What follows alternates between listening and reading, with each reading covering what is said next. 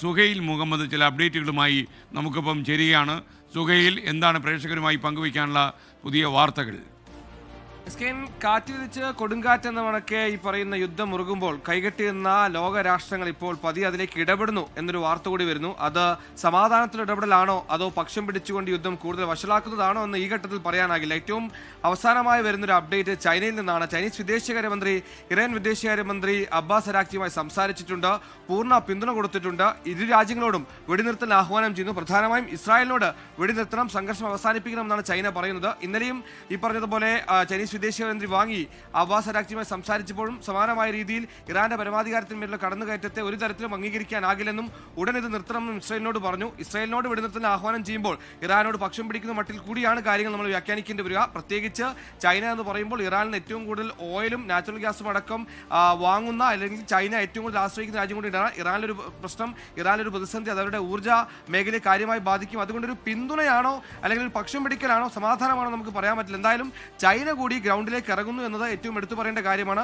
China ഇറങ്ങുന്നതോടൊപ്പം തന്നെ അതേസമയം റഷ്യയും ഒമാനും ഇറാൻ കാര്യങ്ങളുമായി ബന്ധപ്പെട്ട് ചർച്ച നടത്തിയിട്ടുണ്ട്. അതൊരു ആശ്വാസകരമായ വാർത്തയാണ്. കാരണം തുടക്കം മുതൽ യുദ്ധം തുടങ്ങിയത് മുതൽ സമാധാനം കാംക്ഷിക്കുന്ന രാജ്യങ്ങൾ പ്രധാനപ്പെട്ട രണ്ട് രാജ്യങ്ങളാണ് റഷ്യയും ഒമാനും. റഷ്യ ആദ്യം തന്നെ യുണൈറ്റഡ് നാഷണൽ സെക്യൂരിറ്റി കൗൺസിലിനോട് വിഷയത്തിൽ ഇടപെടണമെന്നും അടിയന്തരമായ ചർച്ചയിലൂടെ ഇരു രാജ്യങ്ങളുടെയും പ്രശ്നം പരിഹരിക്കണമെന്നും ആവശ്യപ്പെട്ടതാണ്. യുദ്ധം തുടങ്ങിയ അതേ ദിവസം തന്നെ ഒമാൻ അമേരിക്കയോട് വേണമെങ്കിൽ ഞാൻ ബ്രിഡ്ജാവാം, ഒമാൻ വേണമെങ്കിൽ ഒരു പാലമാകാം ഒമാൻ അമേരിക്കയ്ക്കും ഇറാനും വേണ്ടി സംസാരിക്കുന്നിടയിൽ എന്നൊരു ഉറപ്പ് കൊടുത്ത രാജ്യം കൂടിയാണ്. അതേപോലെ നമുക്ക് അറിയുന്ന പോലെ തന്നെ ഇറാനും അമേരിക്കയും തമ്മിൽ ആണവ നിരായുധീകരണവുമായി ബന്ധപ്പെട്ട ചർച്ചകൾക്ക് മധ്യസ്ഥ വഹിക്കുന്ന ഒമാനാണ്.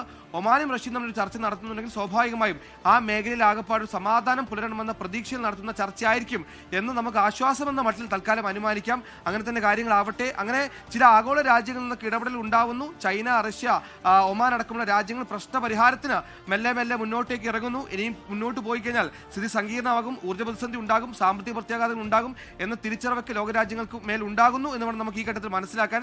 അതേസമയം ഇസ്രയേലും അമേരിക്കയും ഈ സമയം ഇറാൻ മേൽ നടത്തുന്ന മിസൈൽ വർഷങ്ങൾക്ക് ഒരു കൃത്യമായ ഒരു സ്ട്രാറ്റജി ഉണ്ട്. കാരണം നമ്മൾ ഈ ഇസ്രായേലിന്റെ സമാനമായ ഓപ്പറേഷൻ മുമ്പ് ഗസയിൽ കണ്ടതാണ്. ഹമാസിനെതിരെ ആക്രമണത്തിൽ ആദ്യം ഹമാസിന്റെ നേതാക്കളെ വധിക്കുന്നു, പകരം വരുന്ന നേതാക്കൾ നമ്മൾ കണ്ടതാണ്. യഹിയ സെൻവർ ഹമാസിന്റെ ചീഫ് കമാൻഡറാണ്.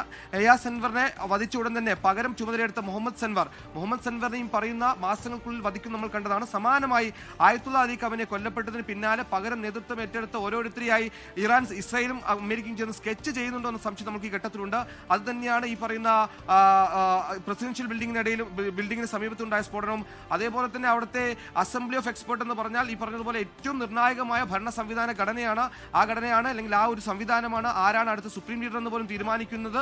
അതിനുള്ള അധികാരമുള്ള അത്രയും വലിയൊരു അസംബ്ലി ഓഫ് എക്സ്പേർട്ടിന്റെ കെട്ടിടത്തിലേക്ക് ആക്രമണം നടത്തിയെന്ന് പറയുമ്പോൾ അതിൽ പ്രധാനമായും ഇസ്രായേലും അമേരിക്കയും ഉദ്ദേശിക്കുന്നത് ഇപ്പോൾ കെട്ടിപ്പടുത്തു വരുന്ന രണ്ടാമത്തെ നേതൃനിരയും ഇല്ലാതാക്കുക എന്നുള്ളതാണ്. ഇത് ഇസ്രായേലും നേരത്തെ സമാനമായ ഹമാസിന്റെ നേരെ ഏർപ്പാടാക്കിയ അതേ രീതിയിലുള്ള ഒരു മിലിറ്ററി സ്ട്രാറ്റജിയാണ് നടത്തുന്നത്. അതുകൊണ്ട് തന്നെ വരും മണിക്കൂറുകൾ കൂടുതൽ നേതാക്കളെ അല്ലെങ്കിൽ കൂടുതൽ ഭരണതലവന്മാരെ ലക്ഷ്യമിട്ടുകൊണ്ട് ഇസ്രായേൽ ആക്രമണം നടത്തുന്നു എന്ന് വേണം നമ്മൾ സംശയിക്കാൻ.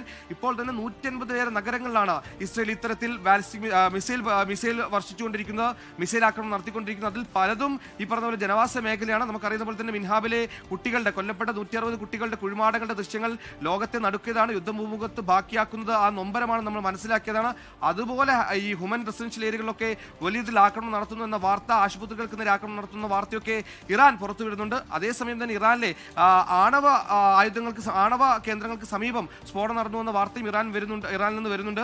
അതേസമയം തന്നെ ഇസ്രായേലിലേക്ക് ഇറാൻ സമാന വലിയ ആക്രമണം നടത്തുന്നുണ്ട്. അതായത് ബാലിസ്റ്റിക് മിസൈൽ ആക്രമണമാണ് നടത്തുന്നത്. ഇറാനെ സംബന്ധിച്ച് ബാലിസ്റ്റിക് മിസൈൽ ആക്രമണം ഒരു പ്രത്യാക്രമണം മാത്രമല്ല, ഒരു പ്രതിരോധം കൂടിയാണ്. നേരത്തെ ട്രംപ് അടക്കം ഒരു സൂചന നൽകിയതാണ്. ഇറാനിൽ ഭരണ അട്ടിമറി ഉണ്ടാക്കണമെങ്കിൽ, റെജിം ചേഞ്ച് വേണമെങ്കിൽ അവിടെ കൃത്യമായ കരയുദ്ധം വേണമെന്ന്. കരയുദ്ധം വേണമെങ്കിൽ അമേരിക്കയെ സംബന്ധിച്ചോളം നിലവിൽ GCC രാജ്യങ്ങളിലൂടെയും അല്ലെങ്കിൽ ജോർദാനിലൂടെയും അല്ലെങ്കിൽ ഇറാഖിലൂടെയും മാത്രമാണ് ഇസ്രായേലിലേക്ക് കടന്നു കയറാൻ സാധിക്കുള്ളൂ. ഈ രാജ്യത്ത് നിന്ന് അത്തരത്തിലൊരു കടന്നുകയറ്റം തടയാൻ വേണ്ടി അഡ്വാൻസ് അവിടെയുള്ള സൈനിക താവളങ്ങൾ ആക്രമിക്കുക എന്ന പ്രതിരോധമാണ് ഇറാന്റെ പ്രത്യാക്രമണമായി നമ്മൾ വിലയിരുത്തുന്നത്. എന്തായാലും സ്ഥിതി കൂടുതൽ വഷളാകുന്നു എന്ന് പറയുന്നതിനോടൊപ്പം തന്നെ ലോക രാജ്യങ്ങൾ പതിയെ ഉണർന്നു വരുന്നു, ഇടപെടുന്നു. ചൈന ഇടപെടുന്നു, റഷ്യ ഇടപെടുന്നു.